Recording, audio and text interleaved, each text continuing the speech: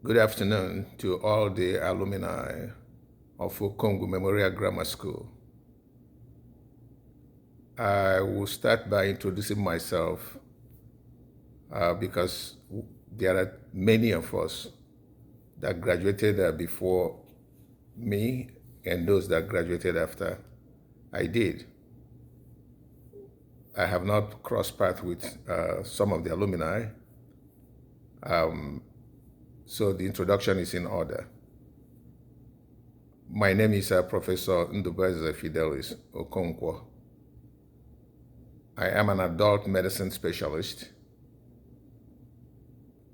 a kidney specialist,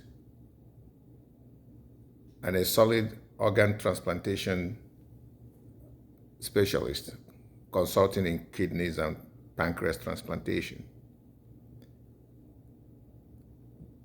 I'm about to present a summary of an intended project to control erosion in our beloved alma mater.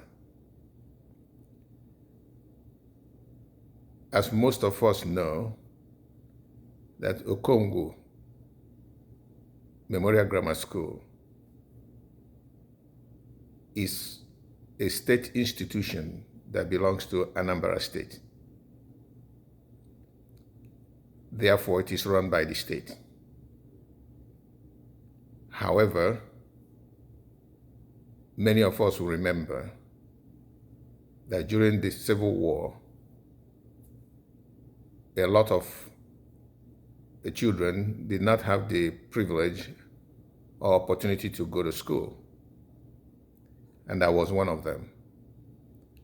The entire 3 years of the Civil War robbed me of the education I would have had from 1967 to 1970. And even after the war ended, as I went back to elementary school to start all over in class elementary 5, I was again pulled out of school by my parents. Most of the reasons will not be necessary to narrate here.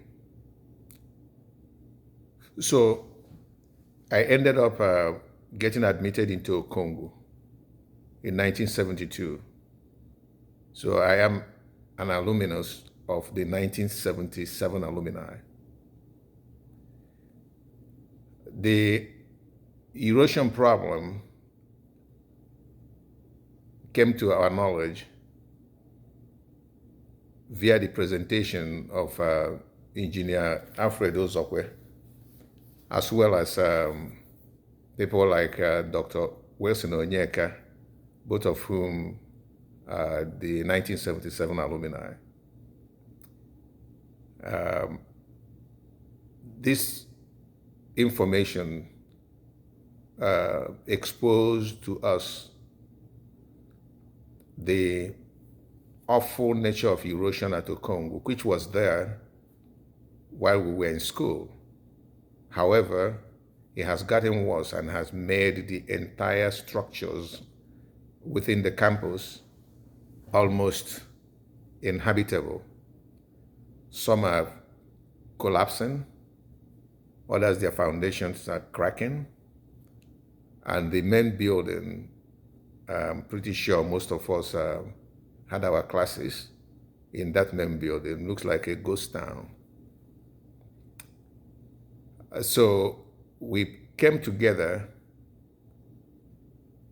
to put forward an idea of how to bring our school to its former glory. The engineers informed us that regardless of what we would do, unless the erosion is first controlled, that it will end up being exactly what it is now in just a few years. We came together to figure out how to deal with this erosion control. I am going to make this very brief because it is difficult for most people to listen to a lengthy presentation, particularly because of time constraint. The work to be done was essentially determined by a set of engineers with the knowledge of our old principals and some of our teachers who are still with us today, particularly our principal, C.C. Okoye,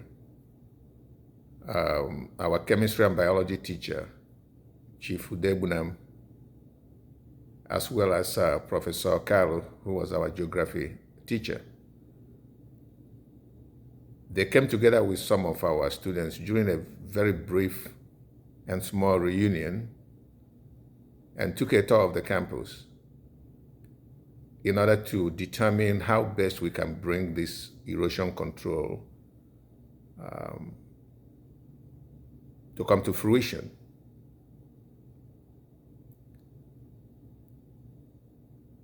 Mr. Okongwu, one of the alumni of 1977, came up with the idea to have some engineers and surveyors go to the school to give us a design and a recommendation on what needs to be done. So he proposed to have this presented to the General Alumni Association.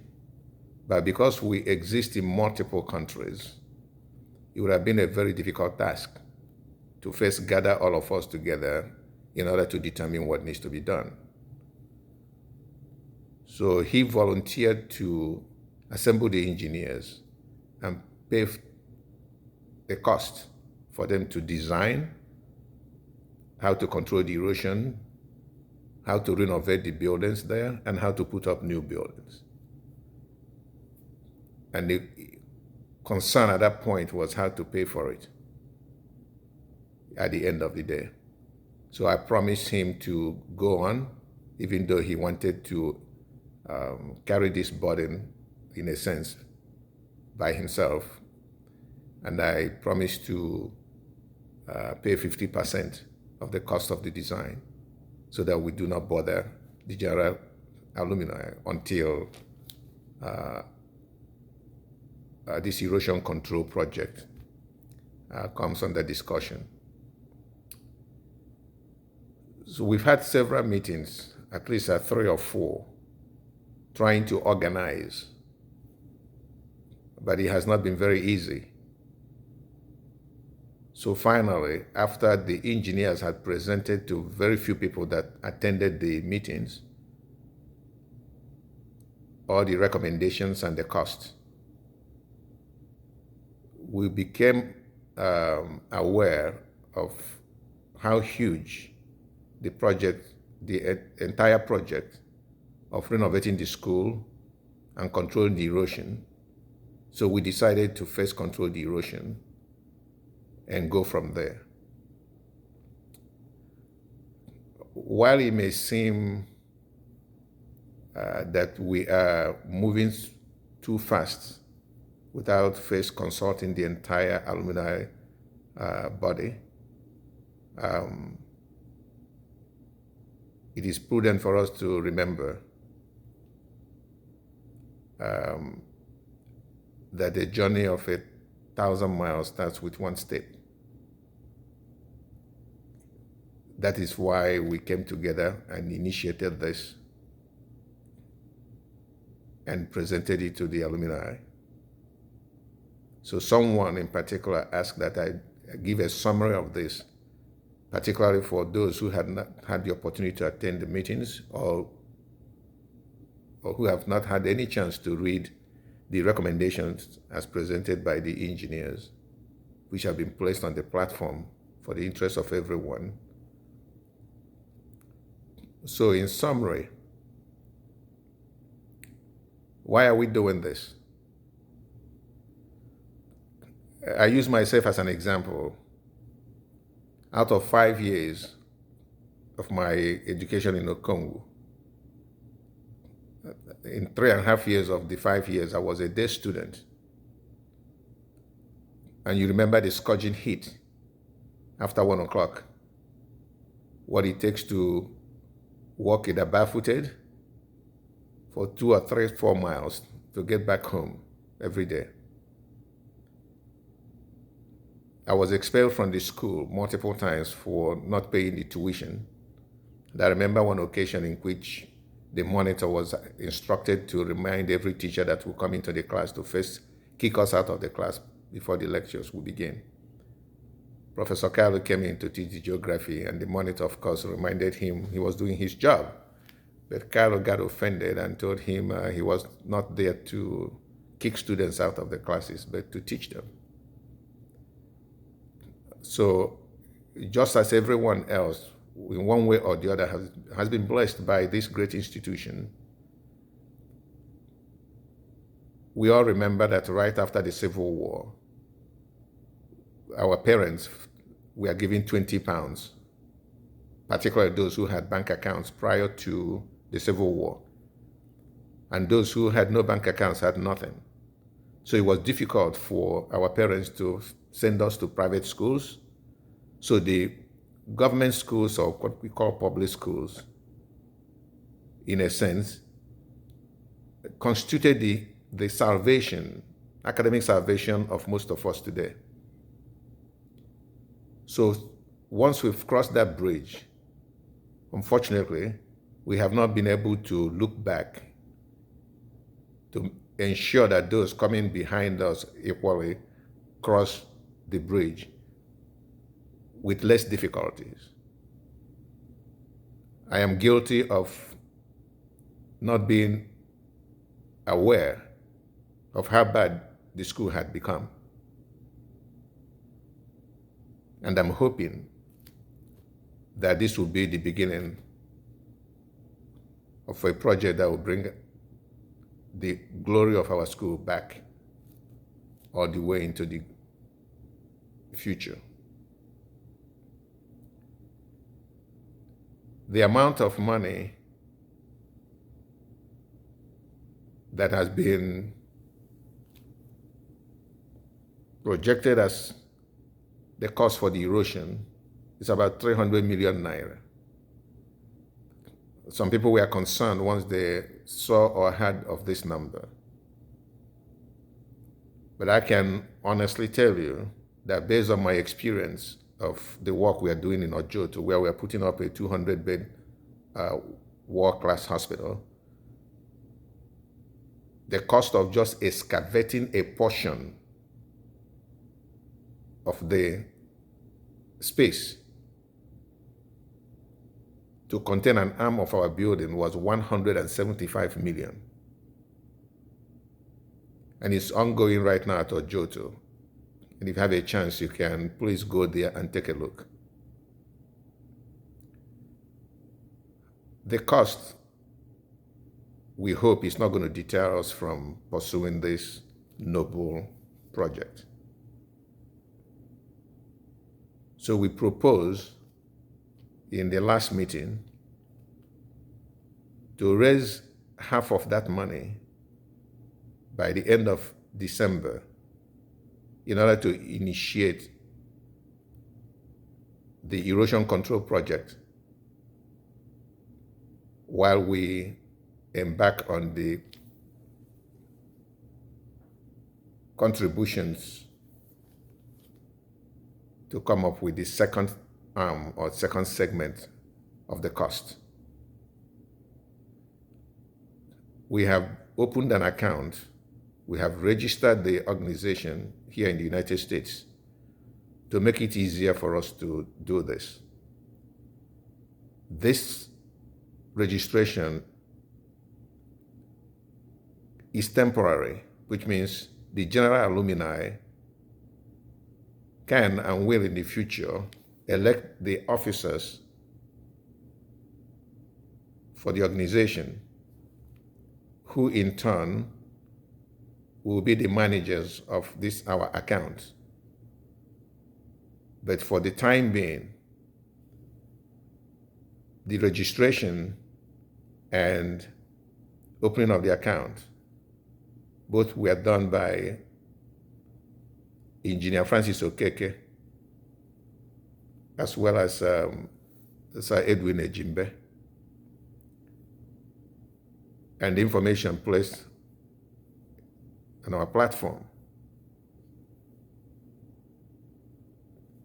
One of the concerns is fear of somebody embezzling the money.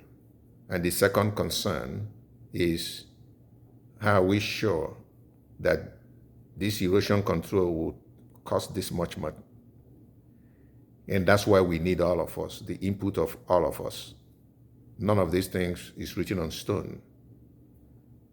If you have the information or advice, recommendation, if you have opportunity to go there and study it yourself and make recommendations to us, we very much appreciate that. If you have suggestions on how to make the cost cheaper than this, it's all welcome. But ultimately, let us become the Joseph of our younger students who are now in that school and who are yet to register in the school in the future. It is not just the erosion control. It is about putting the structures back in a way that is compatible with modern schools. Whatever we can do, we can discuss that in the future.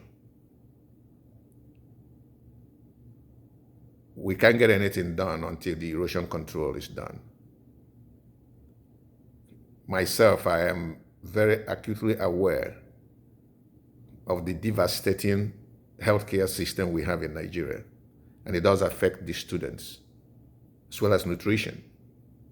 So when this is all done, one of my intentions is to put up a clinic there to at least make sure that the students are taken care of when they have minor illnesses, while at the same time providing them solid, basic medical education, which is needed in every society.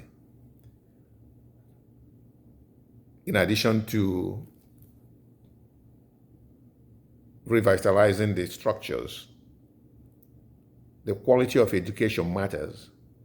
And even when the government is not going to provide that to these students, all of us, in whatever sphere, wherever we are, we have achieved a lot. Both experience, technical know-how, academic knowledge, financial power, to come to the aid of the school and make it a viable school that will be envy of many. While structures are not so important compared to curricula of the education itself, it will take all of us to put our heads together. With all the technology that is in the world today, we can become teachers in the same school from wherever we are. We don't need to be physically present at Nnewi. I left Okongwu without knowing one word of anything in psychology. Therefore, there is much to be done outside of the basic education based on the curriculum provided by the government and the academic system in Nigeria.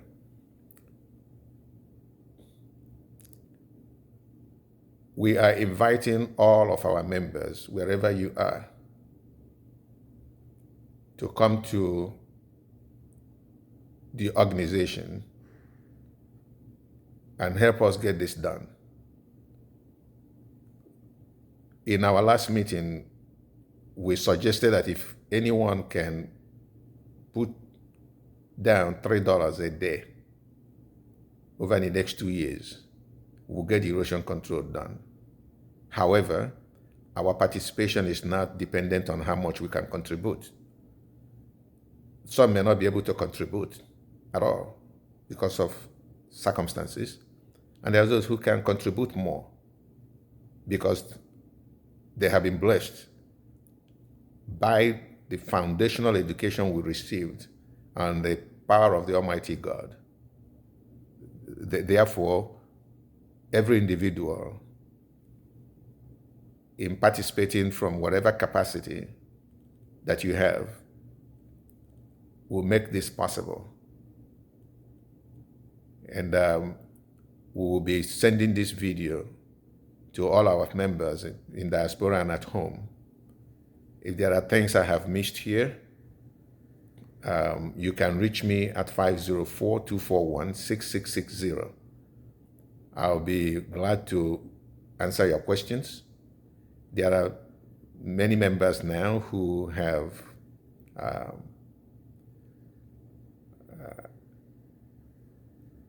accepted the invitation to participate, and it is our objective to make this reach every member, every alumnus, no matter where the person is. Because if we come together, there is strength in number.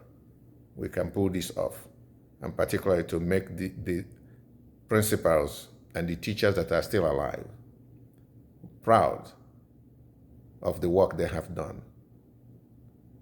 I don't think any one of us will be where we are today without them. One will remember that our principal, C.C. Okoye, studied in the United States and came home with a master's degree in mathematics. He would have gone to any of the universities and would have remained in the United States, but instead he came back home to Okongwu to become our principal. And the contributions of other teachers, they could have gone elsewhere, but they came to us. I don't know what would have become without them.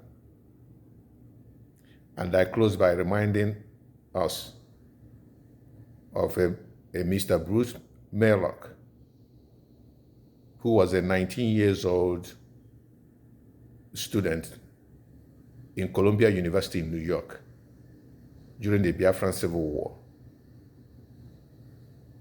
He self-immolated himself because he was crying out for help as the genocide in Nigeria was going on against the Igbos. The world turned their eyes elsewhere, and this young man went to the United Nations, poured gasoline over himself, and set himself on fire, and died for the people he had never met, and I happen to be one of them, as all of you are. So if this individual who had not even seen us, physically speaking, could die for us, I think there is enough love in our souls and our heart to come to the aid of our less privileged students and then keep this school in a viable status for years to come. And I also may add that there was a young man out of refugee camp in Lebanon during the presidency of Donald Trump, who was accepted to study in Harvard University on scholarship.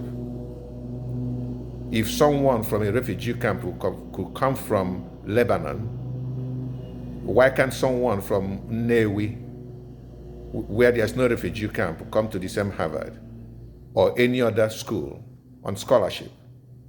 So if we give them the tools they need, we'll be creating a brighter future for our children and children's children. I thank you for your time. Please share this information with our alumni and any other agencies that may be willing to participate in what we are trying to do. My special thanks to Mr. Okongwu, Sir Edwin Ejimbe, Engineer Francis Okeke, Engineer Alfredo Zokwe, who were vital to the work done at the beginning to bring this design and the recommendation that we have today. May God bless all of us, and may God bless Okongwu Memorial Grammar School.